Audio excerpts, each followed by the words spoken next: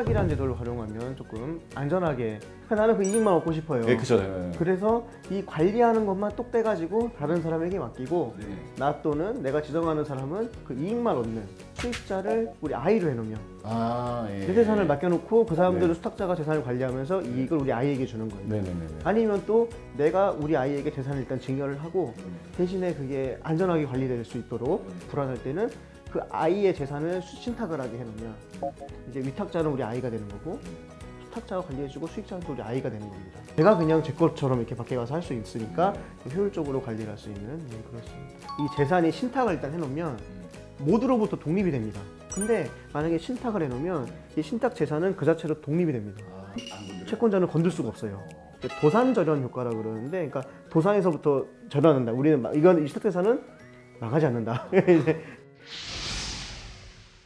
실제 신탁으로 그 재산을 관리하는 분이 있다면 뭐 소개 좀 부탁드리겠습니다. 네, 일단 먼저 제가 얼마 전까지 후견인을 하다가 이제 후견을 종료한 우리 발달장애인 여성분이 있습니다. 20대 발달, 이제는 30입니다. 올해 30이 됐거든요. 이분 같은 경우에는 이제 어머니하고 살고 있었는데 어머니가 이제 좀 일찍 갑자기 돌아가셨어요. 그러면서 어머니가 이제 재산을 한 1억 한 3천만 원 정도 이렇게 예금을 이제 남기셨었는데 문제는 1억 원이나 되는 돈은 아예 생각해 본 적도 없는 거고 어떻게 관리할지 모르는 거예요. 예.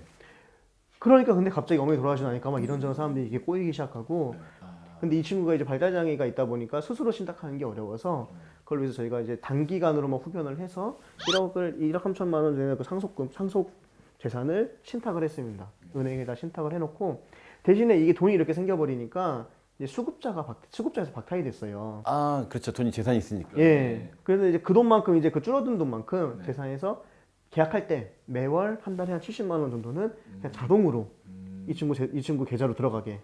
그래서 수급비만큼을 보전을 해주는 거죠. 그래서 거기에다가 자기가 일하는 돈 합해가지고 이제 계속 쓰고 또 후견인이 있을 때는 후견인이 거기에 동의를 해줘야 되고 후견인이 없을 때는 이제 우리 이 발달장애인 분이 그런 스스로의 결정을 해야 되는데 이게 정말 안전하게 이분을 위한 결정인지 누군가가 한 번 더 걸러줄 필요가 있지 않겠습니까?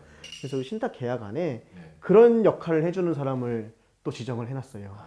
수탁자한테 이거는 정말 이분을 위한 겁니다. 이 돈이 필요합니다. 라고 알려주면 돈을 내주게. 그렇게 지금 해놨습니다. 그래서 지금 70만 원씩 쓰고 있고 그래서 이 친구는 그거를 엄마가 마지막에 나한테 남겨준 선물이고 그래서 이걸로 나는 정말 어려운 일이 있을 때 이걸 우리 엄마가 나를 위해서 남겨놓은 거다 이렇게 이해를 하고 있어요. 진짜 신탁이 살아있는 법이라고 하시잖아요. 정말 네. 그러니까 상속 재산도 관리하고 자기 일도 하고 생활도 네. 할 수 있는 제도네요. 네. 아주 좋은 제도네요. 네.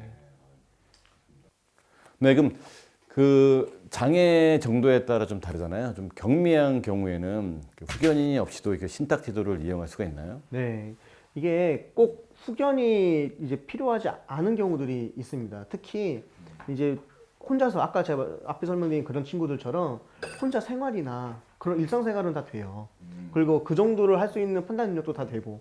근데 조금 이제 그런 비교적 복잡한 재산 관리만 좀 어려움이 있는 분들은 사실은 그것만을 위해서 후견을 쓰는 거는 좀 비효율적이고 그리고 오히려 더 믿기도 어렵고 신뢰할 수 없는 경우도 있고 그렇기 때문에 그럴 땐 차라리 신탁을 이용하는 게 좋습니다.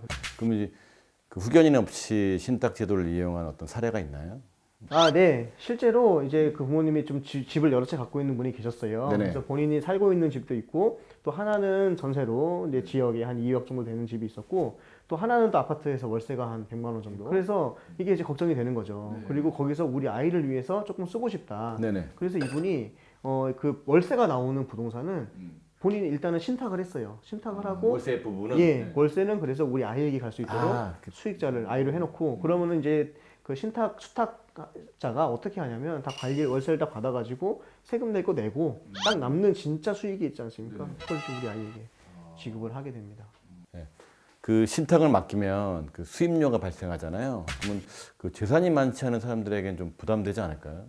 네, 그래서 제가 정부에서 하고 있는 복지 서비스 하나 좋은 거를 소개해드리려고 네네네. 합니다. 이게 이제 발달장애인 재산관리 지원 서비스라고 하는데요. 발달장애인 재산관리 지원 서비스. 예, 아, 그 발달장애인의 어떤 재산을 관리하는 서비스란 얘기네요. 네네. 어떤 겁니까 이게? 그래서 우리 특히 이제 뭐 수급비와 뭐 장애인연금 이런 이제 공적 보조금을 받고 있는 발달장애인 분들이 그 재산을 안전하게 그 사실 생계에 직결되는 돈이기 때문에 그걸 안전하게 관리하기 위해서 신탁을 이용하는 건데요. 그래서 이 국가에서 우리 국민연금공단 가장 우리나라에서 사실 세계적으로 크게 재산을 지금 이렇게 관리하고 있는 기관이죠. 그 믿을 수 있는 그 국민연금공단에서 수탁자가 됩니다. 그래서 이 수급비나 장애인연금을 국민연금공단이 수탁자가 돼서 관리를 하고 그래서 우리 발달장애인분들에게 진짜 필요한 곳에 쓰일 수 있도록 재산을 관리해주는 서비스인데요. 근데 문제는 아시잖아요. 연금공단 같이 이렇게 큰 곳에서 우리 발달장애인 개개인이 뭘 원하고 어디에 무슨 돈을 쓰고 싶고 알 수가 없습니다. 그렇죠. 그래서 지원 기관이 있습니다. 그래서 이 지원 기관은 사실은 부모님이 될 수도 있고요. 가장 가까운 사람. 근데 부모님이나 이렇게 옆에서 그런 거를 알려줄 수 있는 분이 없는 경우라면 네네. 이제 각 지역에서 이런 기관들을 양성하고 있어요. 뭐 장애인 단체라든가 그리고 복지관이 될 수도 있고. 그래서 이분들이 직접 이 장애인의 개별적인 그런 욕구를 파악을 해서 연금공단이 알려주는 거예요. 네. 이분이 예를 들어서 뭐 오늘은 이번 이제 가을이 됐고 단풍 보러 한번 산에 여행을 가려고 한다. 네. 그런데 여행 가려고 여행사에 알아보니까 뭐 한 10만 원 정도 든다. 네. 그 돈을 주세요. 네. 그렇게 국민연금공단에다 신청을 하면 연금공단에서 이분 이제 갖고 있는 신탁 계좌에서 네. 돈을 이렇게 지급을 하는 겁니다. 그래서 그런 절차가 그렇게 이제 구성이 된 이제 재산관리 이제 서비스가 그게 이제 예. 그게 뭐냐면 그런 거죠. 나쁜 친구가 있어. 우리 한번 해외 여행 한번 가자. 네가 얘기하면 된단다. 그럴 때는 어떻게 막을 수가 없겠네. 예를 들면. 아니, 걔가 네. 그 지원 기관들은 이제 그래서 이게 복지 서비스 안에 이제 들어와 있는 기관들이기 때문에 이제 정부나 이런 사업 안에서 다 그런 것들은 다 이제 감시하고 감독하는 그런 시스템이 있어서 그런 걱정은 안 하셔도 될 것 같습니다. 다행이네요. 예. 예. 국민연금공단 같이 좀 큰 믿을 만한 기관에서 그 재산을 관리해주면 정말 좋을 것 같네요. 정말. 네, 수탁자가 국민연금공단이면 정말 믿을 만하잖아요. 근데 저도 처음 들어봤는데 이 제도가 왜 이렇게 아직 잘 모르는 걸까요? 네, 이게 아쉽게도 네. 지금 올해 5월부터 지금 시범 사업을 실시하고 있습니다. 아, 시범 사업이군요. 네, 그래서 아직 조금 알려지지 않은 것 같습니다. 아, 이 시범 사업이 좀 잘 되면 정기적인 제도가 되는 거죠. 네, 맞습니다. 아, 꼭 잘 됐으면 좋겠습니다. 예, 그리고 이게 그게 있어요. 어차피 이분들의 재산, 이 발달장애인 재산관리 지원 서비스도 수급비나 연금을 받잖아요. 그 연금을 안전하게 지키는 건데 그게 나오는 원천은 국가 재정이에요. 사실은 지금은 이런 국가 재정으로 이렇게 공적 보조금이 들어가는데 이게 제대로 안 지켜지니까 그분들이 다 그걸 다른 사람한테 뺏기고 그러면 또 국가 재정에 또 들어가는 거예요. 그렇죠. 이중 들어가는 거죠. 예, 사실은 그래서 우리가 좀 더 효율적이고 계획적으로 복지 서비스들을 운영하기 위해서도 이 제도가 반드시 필요합니다. 마지막으로 신탁에 대해서 뭐 하실 말씀 있으신가요? 꼭 한번 궁금하신 분들은 네. 우리 뭐 국민연금공단이나 아니면은 한국자폐인사랑협회 아니면 뭐 다른 여러 신탁 업무들을 하고 있는 그런 기관들에 꼭 한번 상담 받아보시면 좋겠고 하지만 이 신탁이 어렵다고 멀리하실 건 아닌 게 정말 많이 이용되고 있는 제도니까 너무 어렵게 생각하지 마시고 한번 이렇게 좀 접근을 해보시는 거를 꼭 권해드립니다.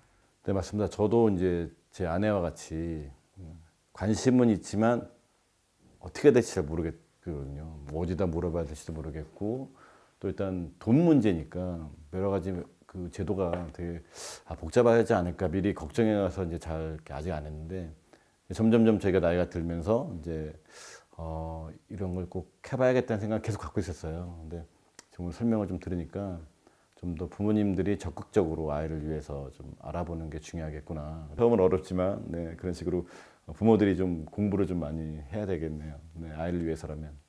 네, 이상으로 알아두면 쓸모있는 제도 알쓸제 신탁편을 마치겠습니다. 네, 감사합니다.